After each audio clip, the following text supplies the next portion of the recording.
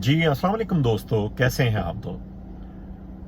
कोशिश करता हूं कि जो भी कनाडा के हवाले से ब्रेकिंग न्यूज़ हो और हमारी कम्युनिटी के इंटरेस्ट में हो वो आपके साथ शेयर करता जाऊं।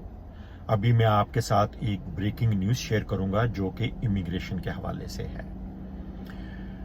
जैसा कि आप सब जानते हैं कि कनाडा ने 2023 में तकरीबन 4,65,000 लोग, 2024 में 4,85,000 लोग और 2025 में 5 लाख लोगों को इमिग्रेंट करने का प्लान किया हुआ है।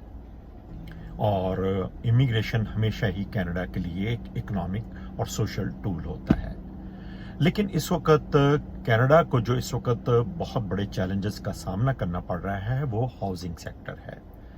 इसकी जो सप्लाई है उस तेजी से नहीं बढ़ रही जिस तेजी से कनाडा में लोग इमिग्रेंट होकर आ रहे हैं। और इस वक्त लोग जो है घरों की सप्लाई के हवाले से बहुत बड़ा क्रंच फील कर रहे हैं। इसी वजह से जो घरों की कीमतें हैं वो आसमान को छू रही हैं, वो कम होने का नाम नहीं ले रही। हालांकि इंटरेस्ट रेट हाई है, इसके बावजूद उस लेवल पे कम नहीं हो रही जिस लेवल पे मैं समझता हूं कि कम होनी चाहिए थी। इसकी वजह यही सिर्फ और सिर्फ यही है कि हमारे यहाँ कनाडा में जो है सप्लाई का बहुत बड़ा इशू है।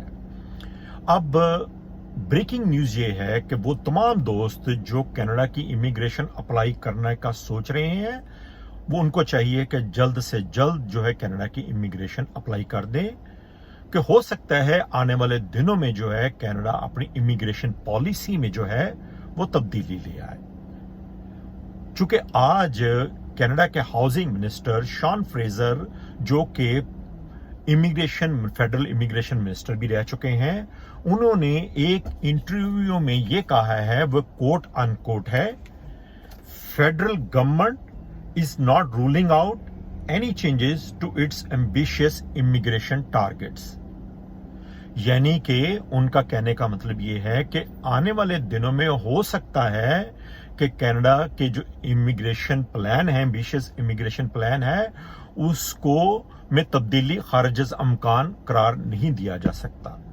लेकिन साथ साथ उन्होंने ये भी कहा था कि जो हमारी सप्लाई है उसको भी बढ़ाने के लिए हम भरपूर कोशिश कर रहे हैं और हम हर लेवल पर गवर्नमेंट के साथ काम कर रहे हैं।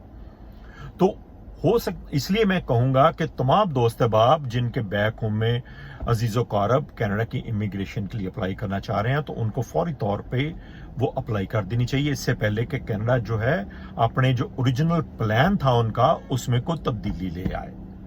अब कनाडा जो अपनी हाउसिंग के हवाले से है वो कई एक इकदामात करने की कोशिश कर रहा है कि किसी तरीके से जो सप्लाई है वो इसको बढ़ाया जा सके। जैसे कि आप सब जानते हैं जो हाउसिंग है वो प्रोविंशियल और म्यूनिसिपल मैटर है, लेकिन फेडरल गवर्नमेंट चूंकि एज ए बड़ा भाई की हैसियत से, as a elder at the home की हैसियत से वो कोशिश कर रही है कि किसी तरीके से हमारे यहाँ जो all over coast to coast जो है इसको बढ़ाया जा सकते।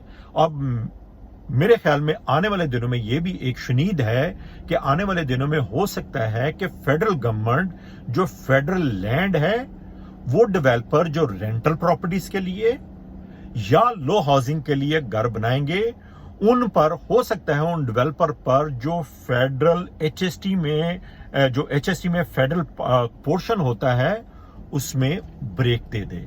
ये भी इस वक्त एक सजेशन जो है फेडरल गवर्नमेंट की टेबल पर मौजूद है कि सप्लाई को बढ़ाने के लिए स्पेशली जो हाउसिंग कॉर्पोरेट हाउसिंग है और जो रेंटल प्रॉपर्टीज हैं, जो भी डेवलपर फेडरल गवर्नमेंट की लैंड पे बनाएगा उस पर जो एचएसटी में फेडरल गवर्नमेंट का जो पोर्शन है उसमें वो रिलीफ दे दे कि किसी तरीके से जो हाउसिंग का क्रंच आ रहा है, सप्लाई में कमी आ रही है, उसको बढ़ाया जा सके।